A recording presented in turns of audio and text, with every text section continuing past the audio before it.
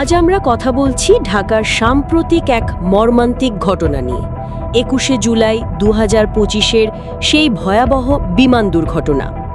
আমাদের আলোচনার জন্য আমরা ঢাকা জেট ক্র্যাশ ট্র্যাজেডি শিরোনামের একটা সারসংক্ষেপ দেখছি।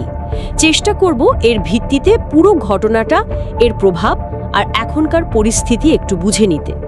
ঘটনাটা ছিল বাংলাদেশ বিমান বাহিনীর একটা F-7 প্রশিক্ষণ বিমান নিয়ে। মানে কুর্মিটোলা থেকে টেক অফের প্রায় পরপরই একটা যান্ত্রিক গোলযোগ দেখা দেয়। হ্যাঁ, ঠিক তাই।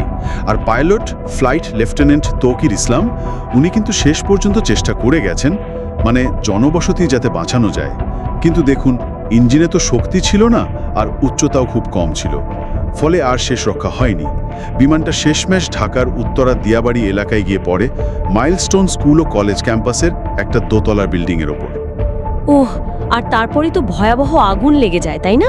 এই যে বিল্ডিংয়ে ধাক্কা আর আগুন, এর তাৎক্ষণিক প্রভাবটা কেমন ছিল একটু বলবেন? প্রভাবটা ছিল মারাত্মক।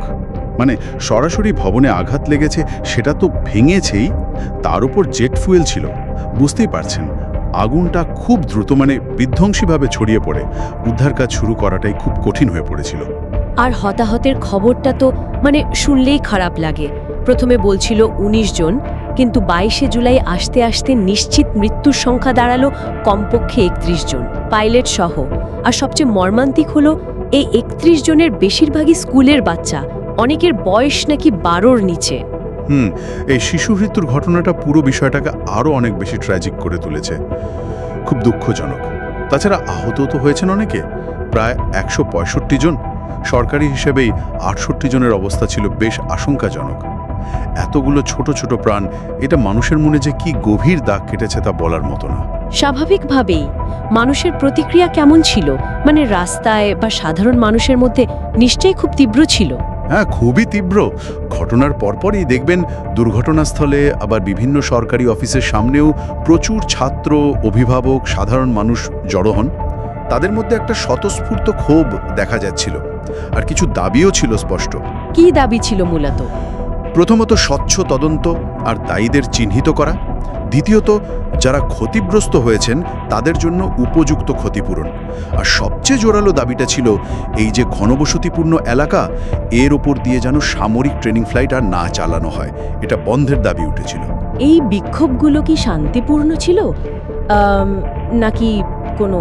বেশিরভাগই শান্তিপূর্ণ ছিল, তবে কিছু জায়গায় মানুষ হয়তো বেশি উত্তেজিত হয়ে পড়েছিল। কিছু রিপোর্ট বলছে পুলিশ পরিস্থিতি সামলাতে টিয়ার গ্যাস বা লাঠিচার্জও করেছে।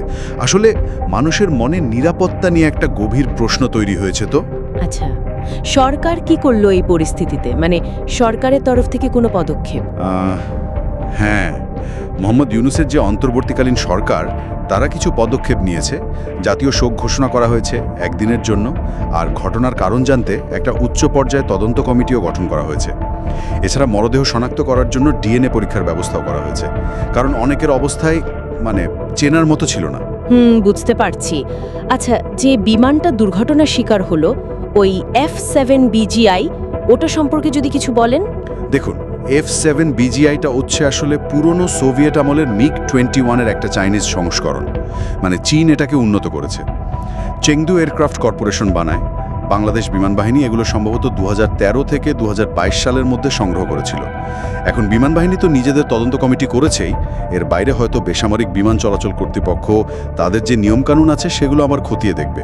এই মডেলের সেফটি রেকর্ড কেমন, রক্ষণাবেক্ষণ ঠিকঠাক হচ্ছিল কিনা, এগুলো হয়তো তদন্তে আসবে। তাহলে সংক্ষেপে যদি আবার বলি, ঢাকার উত্তরা দিয়াবাড়ির মাইলস্টোন স্কুল ও কলেজ এলাকায় বিমান বাহিনীর একটা ট্রেনিং বিমান ক্র্যাশ করে।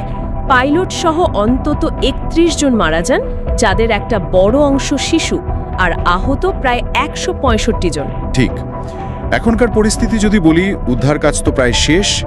ডিএনএ মিলিয়ে মরদেহ পরিবারের হাতে তুলে দেওয়া হচ্ছে। আহতদের চিকিৎসা চলছে। যাদের বার্ন ইনজুরি ছিল তাদের বিশেষায়িত বার্ন ইউনিটে চিকিৎসা দেওয়া হচ্ছে। তবে সবচেয়ে গুরুত্বপূর্ণ যে বিষয়টা নিয়ে আলোচনা চলছে সেটা হলো এই ঘনবসতিপূর্ণ এলাকার ওপর দিয়ে সামরিক বা ট্রেনিং ফ্লাইটের যে নিয়মকানুন, সেটার একটা পর্যালোচনা। সম্ভবত আরও কঠোর করা হবে নিয়মগুলো। অবশ্যই। এটা নিঃসন্দেহে ঢাকার সাম্প্রতিক ইতিহাসে সবচেয়ে ভয়াবহ দুর্ঘটনাগুলোর একটা। আর এর ফলে ক্ষতিগ্রস্ত পরিবারগুলোর জন্য ক্ষতিপূরণ এবং সামরিক বাহিনীর কাজের স্বচ্ছতা, জবাবদিহিতা এগুলোর জন্য সরকারের ওপর চাপ বাড়ছে, এটাই স্বাভাবিক। একদম। আর এই পুরো ঘটনাটা কিন্তু একটা খুব জরুরি প্রশ্ন সামনে এনে দাঁড় করিয়েছে। এই যে এত ঘন বসতিপূর্ণ একটা শহরের আকাশসীমা, সেখানে সামরিক বিমানের বিশেষ করে ট্রেনিং ফ্লাইটের ঝুঁকিটা আসলে কতটা, যেখানে হয়তো তুলনামূলক পুরনো ডিজাইনের এয়ারক্রাফট ব্যবহৃত হচ্ছে, যদিও সেগুলো আপগ্রেডেড। ভবিষ্যতে যেন এমন বিপর্যয় আর না ঘটে, সেজন্য আমাদের সামরিক প্রশিক্ষণের পদ্ধতি, বিমানের নিরাপত্তা আর তার সাথে শহরের পরিকল্পনা, এগুলোর মধ্যে কি কোনো মৌলিক পরিবর্তনের প্রয়োজন আছে? এটা হয়তো আমাদের সবাইকে নতুন করে ভাবাবে।